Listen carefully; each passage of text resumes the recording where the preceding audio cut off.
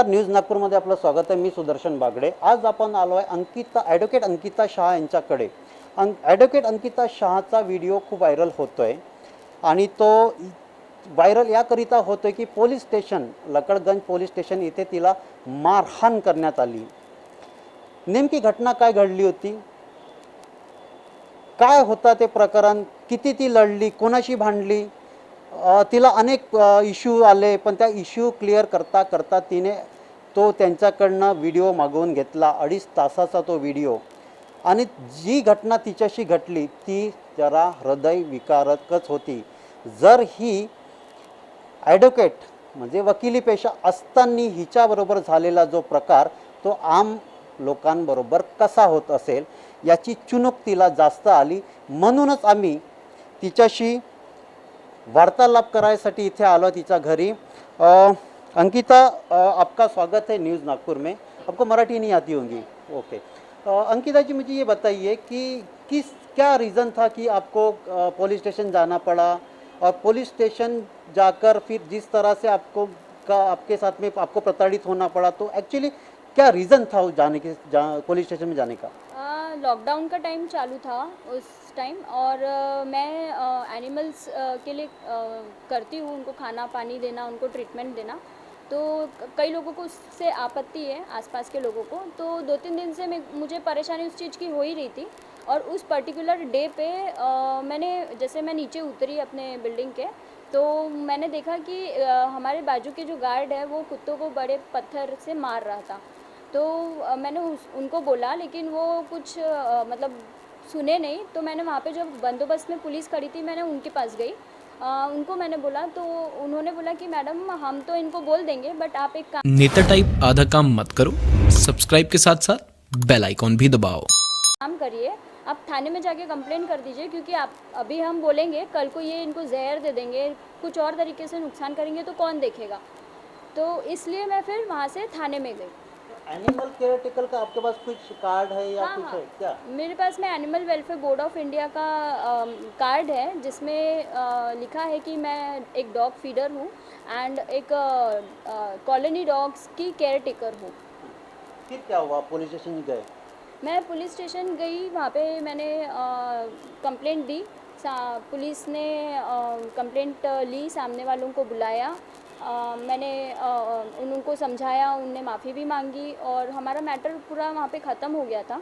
मैं उठ के जा ही रही थी, तो एक पुलिस वाले थे वहाँ पे, मुझे नाम नहीं पता. उनने मुझे बोला कि मैडम 2 मिनट रुकिए, मुझे आपसे काम है. तो इसका मतलब जिस रीज़न से आप गई थी, जिस कारण से आप गई थी, जो आपको या कोई पत्थर मार रहा था, तो वो मैटर उन्होंने वो क्लियर करा दिए थे? उन्होंने मुझे ये आश्वासन दिया था कि अभी तो लॉकडाउन है, तो मैडम उन्होंने वैसे उनको सामने वालों को समझा भी दिया था, वो समझ भी गए थे. तो और उन्होंने ये भी बोला था, मैडम लॉकडाउन हो जाने दीजिए, हम आपके एरिया में भी आएंगे, हम क्या इशू है ये सब कुछ देखेंगे. जैसे मैंने वाटर टैंक रखा है घर के नीचे, तो उस चीज़ से उनको प्रॉब्लम थी, तो वो सब हम देखेंगे, करेंगे, और हम आपको जो भी हेल्प है वो बाद में देंगे, ऐसा उनका कहना था उस टाइम. फिर मैं जा रही थी, तो मुझे पुलिस वाले ने रोका. उनने मुझे बोला कि आप बताइए कि कुछ उनका इशू होगा, उनके भी साथ में कुछ हो रहा होगा वहाँ पे उनके घर के आसपास. तो वो कुछ जानकारी ले रहे थे मुझे कानून की, क्योंकि मैं एडवोकेट थी, उनको पता था, तो मुझसे जानकारी ले रहे थे. और अचानक से हम बात ही कर रहे हैं और मुझे पीछे से चिल्लाने की आवाज़ आई. तो मैंने पलट के देखा, तो मेरे हस्बैंड को एक पुलिस वाले जो PSI कावरे करके थे, वो चिल्ला रहे थे, क्योंकि मेरे हस्बैंड ने बरमूडा पहना था, नी लेंथ. हस्बैंड और आप साथ में गए थे? हाँ हाँ, रात हो चुकी थी, 8 साढ़े 8 बज रहे थे, तो मैं अकेला जाना मैंने थोड़ा सा वो समझा, तो मैं उनको लेके गई थी साथ में. फिर उन्होंने बरमूडा पहना था, तो उन्होंने उस चीज़ की आपत्ति, मतलब उस चीज़ के लिए उनको चिल्लाया कि ये कोई तरीका है क्या, ये पहन के आने का, गार्डन में घूमने आए हो क्या, ये वो. तो मेरे हस्बैंड ने उनको बोला, और गाली भी दिया उन्होंने. मेरे हस्बैंड ने उनको बोला कि आप अच्छे से भी बोल सकते थे, यही चीज़ आप प्यार से बोलते, तो मैं चुपचाप चले जाता था वहाँ से. तो ऐसे करके उनकी थोड़ी बातचीत हो रही थी, लेकिन जो PSI कावरे थे वो बहुत ही रूडली बात कर रहे थे, और एकदम गाली गलौज, मतलब सुन नहीं सकते इस तरीके से बात कर रहे थे. तो फिर मैं पलटी, और फिर मैंने उनको बोला कि सर आपका खुद का यूनिफॉर्म क्या था, पहले पुलिस वालों का यूनिफॉर्म क्या है, जो RSS वाले हैं वो उनका यूनिफॉर्म क्या है, वो भी पहनते हैं. इनफैक्ट जो मुंबई में अगर आप जाकर देखेंगे तो आप लड़कियों को भी देखेंगे इस तरीके से आते हुए। तो ऐसा कोई रूल रेगुलेशन नहीं है कि थाने में ऐसा यही पहन के आना, ये पहन के नहीं आना, और वो कुछ विषय भी नहीं होना चाहिए। अगर कोई कंप्लेनेंट आ रहा है, कहीं मर्डर हो रहा है कोई किस हालत में, तो वो घर पे तो जाएगा नहीं कि मैं ड्रेस चेंज कर लेता हूँ फिर थाने में जाके कंप्लेन करता हूँ। तो हमने भी जैसे देखा कि वो कुत्तों को मार रहा है, हम तुरंत वहाँ से गए कि भाई उनको हार्म ना हो। नरेंद्र मोदी जी ने उसी दिन शायद या 1-2 दिन के आसपास में बोला था कि इंसानों के लिए तो बहुत लोग हैं देखने करने के लिए, मन की बात जो उनका आता है, जानवरों के लिए भी करिए, उन्होंने भी अपील किया था। हम तो उनका कहना ही मान रहे थे, और हम भी जो एक संवैधानिक जो ड्यूटी है अपनी जानवरों के प्रति, उनके ऊपर में दया भावना रखना, हम हमारा वही काम कर रहे थे। उस पीरियड में तो ज़्यादा ज़रूरी था। हाँ, और उस टाइम गर्मी भी इतनी थी। मेरा जो पानी का टैंक रखा हुआ है उसको लात मार के फेंक रहे थे, टूट जाता तो मैं शायद मैं बनाती भी कहाँ उसको, मैं नया कहाँ से लाती, सब कुछ बंद था। तो इस तरीके का प्रॉब्लम था। मतलब वो उस समय वो चीज़, मतलब हमको एकदम से जाना, कल को जाके वो कुत्तों को रॉड से मार दिया या जहर दे दिया। ये तो पुलिस वालों ने खुद मुझे बोला कि मैडम हम तो इनको डांट देंगे, हो जाएगा, बट हमारे आपके और मेरी गैर हाजिरी में इन्होंने फिर से कुछ किया या मान लो जहर दे के उनको मार दिया, तो अपन फिर क्या कर सकते हैं। इसके लिए आप नहीं, बरमोड़ा के बाद में क्या हुआ? फिर आप कुछ मोबाइल निकाल के कुछ वीडियो बनाना? हाँ, फिर मैंने भी उनको बोला, मैंने बोली, वो मुझे बोलने लगे अभी तुम हमको सिखाओगे क्या कानून कायदे ये वो।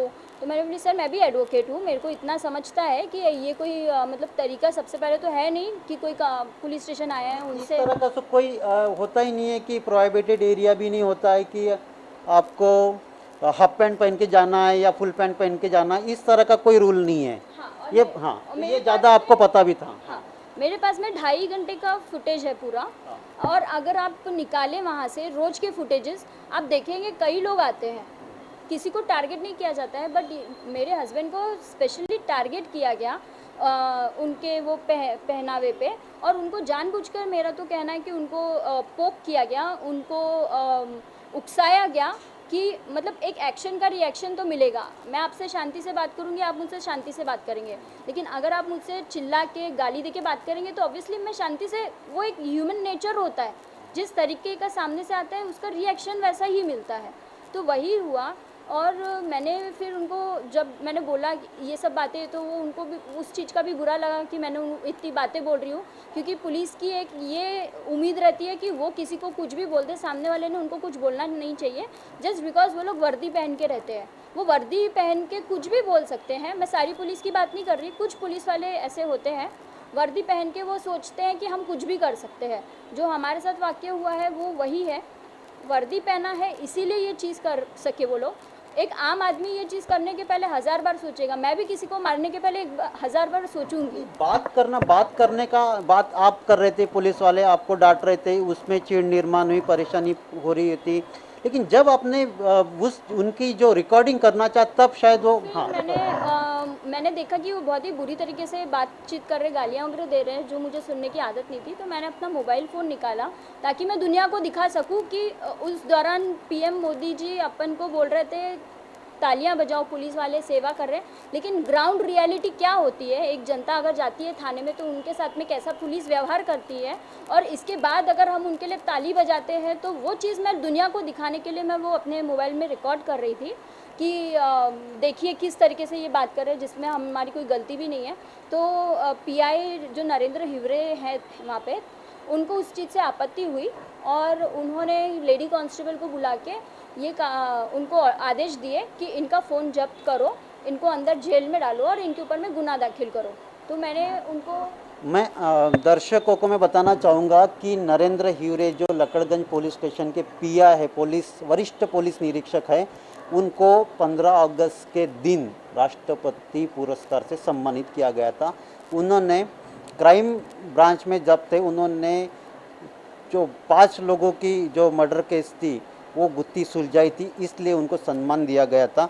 उसी नरेंद्र हिवरे वरिष्ठ पुलिस निरीक्षक की बात अंकिता शाह बोल रही है। और चिढ़ नरेंद्र हिवरे जी को तब आई जब कि आपने रिकॉर्ड कर रहे थे। हाँ जी, मैं रिकॉर्ड कर रही थी, उनसे उनको आपत्ति हुई और उन्होंने ये सब कुछ करवाया मेरे ऊपर में। गया है या आपको मारा गया, आप गिर गए थे, तो एक्चुअली हुआ क्या था? आपको लगा भी था उस टाइम पे? हाँ, मेरे हाथ में चोट आई थी, कुछ धारीदार चीज़ मुझे लगी थी, नाखून नाखून नहीं लगा था। और मैं वहाँ से तुरंत मतलब मेडिकल भी गई थी, मैंने अपना मेडिकल करवाया था। मुझे पीछे से जिस तरीके से मारा गया है, आप वीडियो में भी देखेंगे। तो मैं मेडिकल आपने अपने आप किया, उन्होंने आपको लेकर नहीं हाँ, गए? मैंने उनको रिक्वेस्ट किया था, ढाई घंटे जो मुझे उन्होंने 2.5-3 घंटे बिठा के रखा था, तो मैंने उनको बोला मेरा मेडिकल कराओ, सबसे पहले आप स्टेशन डायरी में मेरी एंट्री लीजिए। तो वो लोग ये कुछ कर नहीं रहे थे। मैंने बोला मुझे पेन पेपर दीजिए, मुझे भी कंप्लेंट करना है, आप लोग कंप्लेंट कर रहे हो तो मुझे काउंटर कंप्लेंट देना है अभी। तो मुझे बोले मैडम बैठिए, आप चुपचाप बैठिए, सब मिलेगा आपको, शांत बैठिए करके। ऐसे करके उन्होंने बिठा के रखा, ना मुझे पेन पेपर दिया उन्होंने लिखने, मेरे फ़ोन्स पूरे ले लिया था उन लोगों ने। और ना जब मैंने मेडिकल वगैरह का बोला तो उनको समझ में आ गया कि वो फंस जाएंगे, क्योंकि उनका पहला रिपोर्ट ही वहाँ पर बन जाएगा कि मैं जो भी वहाँ पे मेडिकल में बताऊँगी कि मुझे पुलिस ने मारा करके। तो मैं खुद से मेडिकल कराने गई थी वहाँ पे। मेडिकल में भी रात के 3 बज गए थे मेडिकल कराते कराते। मेडिकल जाने से पहले फिर अब आप बोल रहे हैं कि आपके सामने फिर इन लोग गिड़गिड़ाए, हाँ, कैसे गिड़गिड़ाए? कम से कम 1.5 से 2 घंटे इन्होंने माफ़ी ही मांगते रहे। वो पीएसआई कावरे जो हैं स्पेशली, वो मुझे माफ़ी ही मांगते रहे। और साथ ही साथ मुझे एक कमरे में भी लेके गए, मेरे हस्बैंड को भी एक कमरे में लेके गए। हमको फिर ये बोल रहे थे कि आप जाकर पीआई से माफ़ी मांगो, वो आपको छोड़ देंगे। बट हम जब अड़े हुए थे कि नहीं, आप हमको ठीक है जेल में डालो, हमको कोई प्रॉब्लम नहीं है, जेल में डालिए और हमको भी सामने कंप्लेंट करने दीजिए। और वो कोऑपरेट नहीं कर रहे थे। तो उनको समझ में आ गया हम वहाँ से हटने वाले हैं नहीं। जिस तरीके से पुलिस की आदत होती है, हर पुलिस की नहीं, कुछ पुलिस की आदत होती है डराने की, तो वो सोचे कि हम डर जाएंगे। बट हम जब वो देखे उन्होंने कि हम डर नहीं रहे, तो फिर वो हमको फिर माफ़ी मांगने लग गए। क्यों क्यों आपको बोल रहे थे कि आप जाओ पीआई को, पुलिस क्यों मांगे? क्योंकि आप क्या रीज़न था उसके पीछे का? वो तो क्योंकि आपके पास कोई कैमरे में आप बोल रहे थे कि वीडियो था। हाँ हाँ, हाँ, मेरे पास वीडियो में भी है, उसमें भी वो पीएसआई कावरे हैं। मेरे पास जो वीडियो है उसमें वो बोल रहे हैं कि आप पीआई से बात करिए, आप पीआई से। मैं उनको उसमें बोल रही हूँ, वो ऑडियो के साथ वीडियो है, उसमें मैं उनको बोल भी रही हूँ मैं पीआई के पास क्यों जाऊँ, मुझे उनसे कोई मतलब ही नहीं है, मुझे उनसे कोई काम ही नहीं है। मेरा प्रॉब्लम जब बाहर ही सॉल्व हो रहा है तो मैं पीआई के पास क्यों जाऊँ? तो ये सब चीज़ मेरे पास में रिकॉर्डेड है। बाद में बट वो डरने लगे, हाँ, डरने लगे 2 घंटा ये घटना आपको। की मतलब ये घटना के दौरान की बात है। जब घटना होने की ही थी, उसके पहले ही से ही वो मुझे बोलने लगे कि आप पीआई के पास जाओ। मुझे ज़बरदस्ती पीआई के पास भेज रहे थे, मुझे जाना नहीं था उनके पास में, मुझे उनसे कोई लेना देना भी नहीं था। मेरा प्रॉब्लम जो था वहाँ पे, ठीक है, पूरी तरीके से नहीं, बट ओरली जो भी है वहाँ पे सेटल हो गया था। उसके बाद भी मुझे वो प्रेशराइज़ कर रहे थे कि आप पीआई के पास जाओ और माफ़ी मांगो। और ये मैंने अपने बयान और अपने कंप्लेंट्स में भी लिखा है कि वो लोग मुझे प्रेशराइज़ कर रहे थे कि आप पीआई के पास जाओ और उनसे माफ़ी मांगो। आपको बारी बारी एक एक रूम में लेकर जाता, आपको एक बार रूम में लेकर गए, एक बार आपके हस्बैंड को लेके, आपको लेकर जाने के बाद आपको क्या बोला गया वहाँ पे? मुझे रूम में लेकर जाके वो उनका नाम शायद चेतना है, हाँ चेतना है उनका नाम। वो मुझे बोल रहे थे कि तेरे को पता है तेरे साथ क्या हो रहा है? मैंने बोला क्या हो रहा है? तो बोले तेरे ऊपर में गुनाह दाखिल हो रहा है। तो मैंने बोला ठीक है, गुनाह दाखिल करो, मेरे को आप साबित तो कर नहीं पाओगे, आपको जो करना है आप करो, आपको लगता है मैंने गलत किया है तो आप करिए, आपको जो करना है। तो बोले क्यों फालतू में 353 लग जाएगा, तू फंस जाएगी, कोर्ट कचहरी का चालू हो जाएगा ये वो। तो मैंने बोला ठीक है, मैं एडवोकेट ही हूँ, मैं हमारा तो रोज का काम है, तो मुझे ऐसा कोई उससे आपत्ति नहीं है। आपको लगता डरा है, रहे थे आप? डरा रहे थे, आपको लगता है मैंने गलत किया तो आप करिए ना, आपको जो करना है, बट मुझे भी दीजिए, मुझे पेन पेपर दीजिए, मुझे भी कंप्लेंट करना है। पर मुझे कुछ नहीं दे रहे थे, बंधक बना के वहाँ पर मुझे बिठा दिया था, मुझे किसी से बात नहीं करने दे रहे थे। ऐसे वो कर नहीं सकते जनरली। आप पुलिस स्टेशन जाते हैं, आपको अगर वो बिना मोबाइल आपके अंदर तो एक कहीं ना कहीं डर तो आएगा ही कि मेरे साथ अब यहाँ पर क्या होगा। मेरी वही सिचुएशन थी वहाँ पे, मुझे उन्होंने बंधक बना दिया, मेरे फ़ोन्स ले लिए, मुझे हमको किसी से बात, हमारे कोई परिवार में किसी को कुछ पता नहीं कि हम लोग कहाँ है क्या है। मेरे साथ तो वहाँ कुछ भी हो सकता था। फिर आपके हस्बैंड को क्या बोला गया? उनको भी यही बोला गया कि अरे क्यों कर रहा है, फालतू फंस जाएगा, जा पीआई से जाकर माफ़ी मांग ले। ये मेरे को फीमेल कांस्टेबल ने भी बोला कि पीआई सर से जाकर बात कर लो, उनको माफ़ी मांग लो, वो तुमको जाने देंगे। मारा उन्होंने ही, हाँ, और माफ़ी आपको मांगना था? मुझे फोर्स कर रहे थे कि आप माफ़ी मांगिए। तो मैं वही बोल रही थी उनको लास्ट में। मुझे उन्होंने उस चीज़ की फुटेज नहीं दी है, बट वो भी उसमें ज़रूर आया होगा मैं गेट के पास खड़ी हूँ। लास्ट में जब सब कुछ हो गया, मेरे मोबाइल से वीडियो वगैरह सब डिलीट करवा दिया और वहाँ पे कावरे खड़े हैं, मैं, मेरे हस्बैंड और मेरे ब्रदर इन लॉ और एक और जन खड़े हैं और वो मुझे इशारों में दिख जाएगा ज़रूर अगर आया होगा तो। मुझे बोले कि तुम एक लिखित में अगर दे देते हो कि भाई हम मेरे को पुलिस से कोई है नहीं, ये नहीं, हम भी दे देते हैं। तो मैंने बोली मैं लिखित में तो कुछ दूंगी नहीं, ये फुटेज में ज़रूर आया होगा जो उन्होंने मुझे दी भी नहीं है। इस चीज़ की फुटेज काट के दिया, इसके बाद की दिया है उन्होंने, उसके पहले की दिया है, लेकिन मैं गेट के पास खड़ी हूँ और मैं जा रही हूँ, वो फुटेज भी नहीं दिया है उन्होंने मुझे। आपके साथ लड़ने के लिए कौन कौन आगे आया है? कोई संगठन आई आगे आई है? कौन कौन साथ में आया अभी? मैं थोड़ा वेट कर रही थी। मैंने ये एक्चुअली घटना 6 महीने पहले की है। उस टाइम तो मैंने जो कंप्लेंट्स करना था वो सब मैंने की।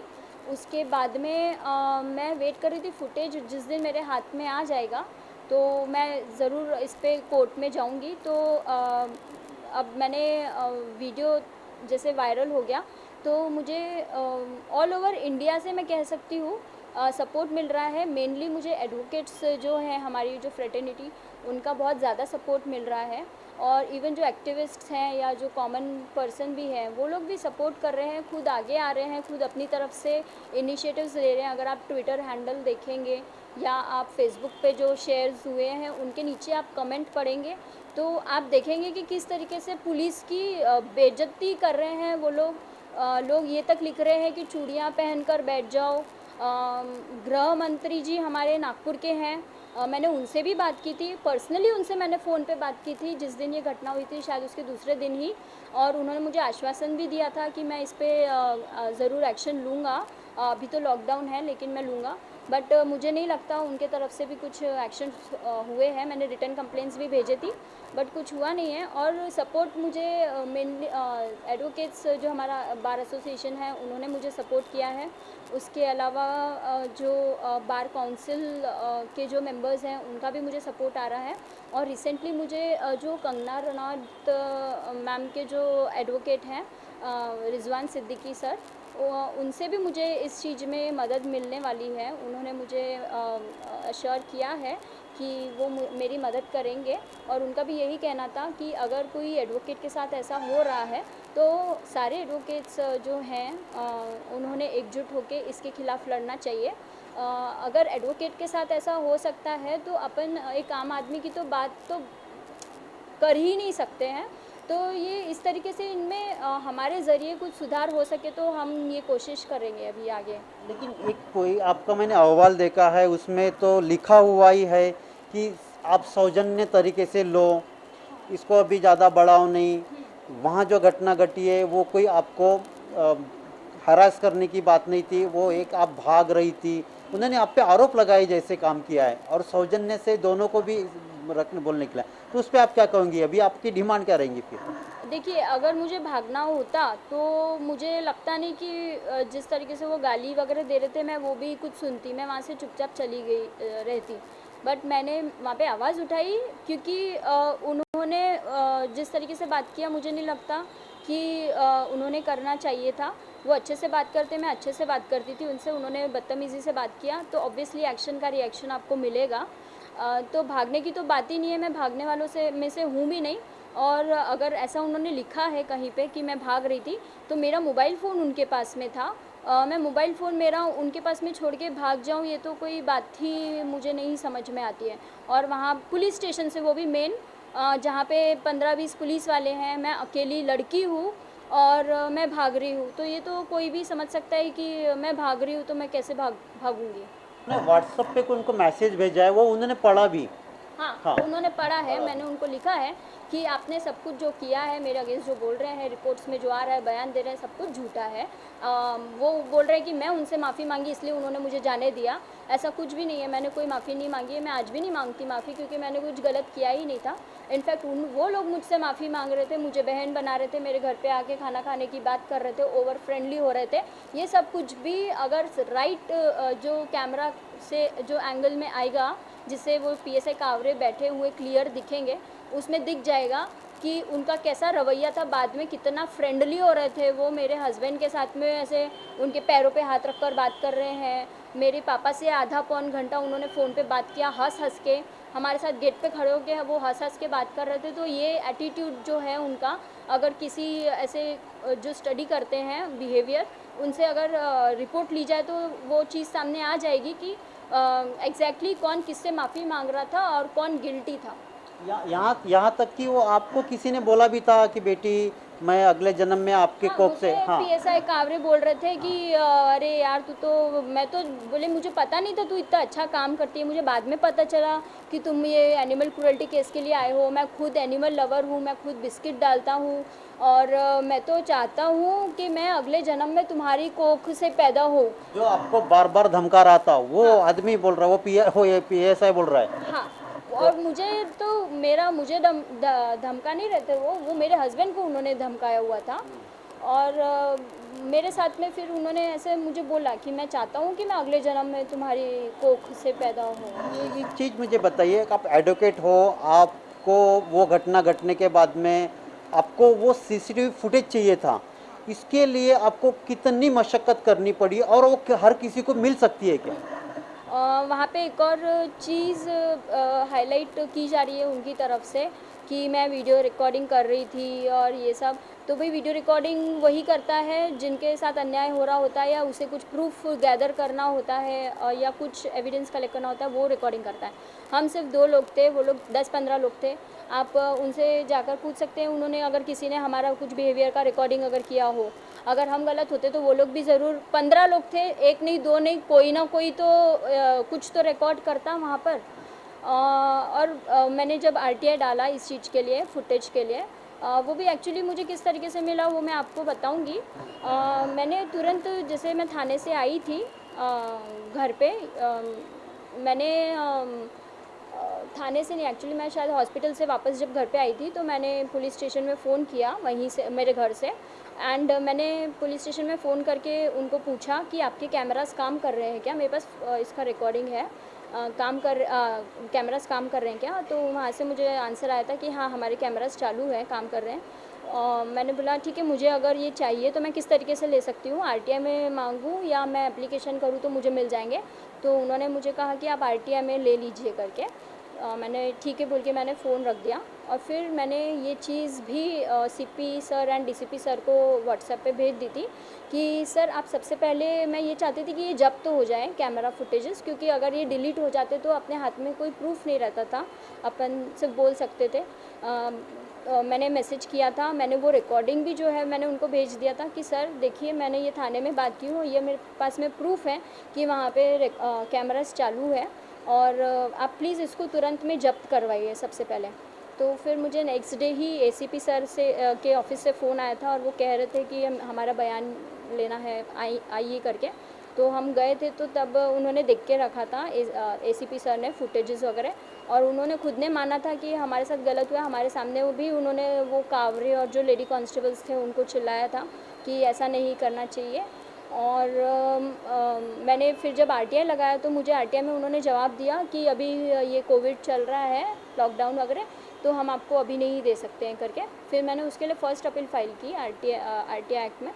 तो फिर DCP सर के ऑर्डर आए उसमें कि इनको फुटेजेस दी जाए और ये जो मांग कर रहे हैं इन्हें सब दिया जाए, और भी चीज़ें मैं मांग रही थी उनसे तो वो दी जाए। फिर जाकर इन्होंने मुझे ये फुटेजेस दिए, वो भी मेरा कहना है कि गलत एंगल के दिए हैं। सामने के कैमरा से ये दृश्य और हॉरिबल दिखता है। इस तरह की कोई तरतूद भी है क्या कि अगर किसी कॉमन आदमी को अगर चाहिए रहेंगे फुटेज, उससे कुछ अन्याय उस पर वहाँ पे हो रहा है तो वो कभी भी ले सकता है, ऐसा कुछ है, या आपने जो प्रोसेस की है उसी प्रोसेस से जाना पड़ेगा? हाँ, अपन को लीगली तो RTI के दायरे में ही जाकर अपन ऑफिशियली जो ले सकते हैं, बट अगर पुलिस को कोऑपरेट करना है तो ये चीज़ एक एप्लीकेशन के द्वारा भी हो सकती है। आप एप्लीकेशन कर लो, आपको अगर कुछ चाहिए ऑफिशियल चीज़ तो आप एप्लीकेशन करो और तुरंत उनसे ले लो, आपको प्रूफ के लिए ही चाहिए मेन, तो दे देना चाहिए उन लोगों ने, मेरा मानना है। बट वो अभी अगर अपन लीगली जाए तो अपन को RTI के थ्रू ही लेना पड़ता है, और मैं RTI के थ्रू गई तो मुझे 6 महीने लग गए ये चीज़ के लिए। जो कि आरटीआई एक्ट ये बोलता है कि 30 दिन में ये इन्फॉर्मेशन दी जाए लोगों को, मांगने वालों को, बट मुझे 6 महीने लग गए ये लेने के लिए। ॲडव्होकेट अंकिता शहाची घटना जी आहे ती 25 मार्चची होती. एका श्वानाला घेऊन होतं, बाजूवाल्या बिल्डिंगचं मुलं जे श्वानाला त्रास द्यायचे लॉकडाऊनच्या काळात. प्राण्यांवर खूप म्हणजे त्यांना जेवण मिळायचं नाही, त्यांना पाणी मिळायचं नाही, लोक रस्त्यावर नसल्यामुळे. ही श्वानप्रेमी असल्यामुळे आणि हिला ती गव्हर्मेंटकडून एक कार्ड बनवल्या गेला आहे त्या केअरटेकर म्हणून. तर त्यामध्ये ही त्या बिल्डिंगवाल्या मुलांना जरा सांगत होती, त्यासाठी ते पोलीस स्टेशनमध्ये गेलेली. पोलीस स्टेशनमध्ये तो निवाडाही होऊन गेला, पण एका हाफ पॅन्टला घेऊन तिथे बाचाबाची झाली. बाचाबाची होत असताना नरेंद्र हिवरे वरिष्ठ पोलीस निरीक्षक तिथे आले आणि मग हिला जेव्हा समजलं की ही कुठेतरी पोलिसांकडून खूप जुरडली लँग्वेजमध्ये बोलत आहे, म्हणून ही मोबाईल काढून रेकॉर्ड करायला लागली. ते बघितलं पोलीस निरीक्षकांनी मग हिला आतमध्ये घ्या, ही कसला रेकॉर्ड करते हे ते धमकावण्याचा प्रयत्न केला. मग ही पण ॲडव्होकेट वकिली पेशा हिचा, मग ही नटलेली नाही. मग अशा याच्यामध्ये ओढताण झालं. मग तिथे एक 2-4 ज्या फुटेजमध्ये दिसत आहे 5-7 पोलीसवाले, त्यांनी मग हिला मारल्यानंतर मग हिने पुन्हा व्हिडिओ वगैरे बनवण्याचा प्रयत्न केला. मग कुठेतरी हिचा हजबंडनेही व्हिडिओ बनवण्याचा प्रयत्न करा. त्या दोन्ही मोबाईलमध्ये हिचा व्हिडिओ असल्याने तिथले पोलीसवाले घाबरले की हा जे त्यांची जी वर्तवणूक होती तिथे पोलीस स्टेशनमध्ये हिच्याशी ज्या प्रकारे वागले त्याची व्हिडिओ रेकॉर्डिंग झाली असल्या कारणाने ते घाबरल्यामुळे नंतर त्यांनी हिला माफीसुद्धा मागितली, विनवण्या केल्या. अनेक अशा तिने सांगितल्या, त्या सगळ्या गोष्टी तुमच्या समोर आल्या. पण वकिली पेशा असताना सुद्धा हिच्याशी या प्रकारची जर वर्तवणूक होत असेल, मग सामान्य माणसाचं काय होत असेल.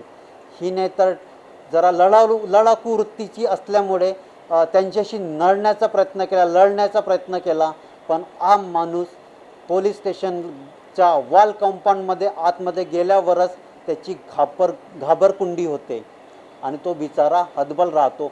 पोलिसांनी ज्या प्रकारे त्याला जसं म्हटलं तसं तो करतो आणि पोलीस हा दबाव यंत्रणेखाली, म्हणजे जे येतात तिथे आपल्या कुठल्याही गोष्टीला घेऊन त्यांना दबावात घेऊन त्यांच्याकडून पाहिजे तसं केल्या जाते. तसंच काही हिच्याबरोबरही घडलं. पण ही पोरगी लढाकू असल्या कारणाने पोलिसांना जरा आता वेठीस धरलं. आणि इतकंच नाही तर अनेक लोक, अनेक संघटना हिच्या पाठीशी आले आणि अनेक लोक कमेंट्स करताय असं हिचं म्हणणं आहे. बस सांगण्याचं तात्पर्य असं आहे की पोलीस विभाग जो आहे नागपूर शहराचा असो किंवा महाराष्ट्राचा, प्रत्येकांनी लोकांशी समन्वय साधून लोकांसाठी काम करणे हाच महत्त्वाचा भाग असला पाहिजे पोलिसांचा. मी सुदर्शन बागडे, माझे सहकारी चंदूभाऊ सोबत, न्यूज नागपूर. धन्यवाद.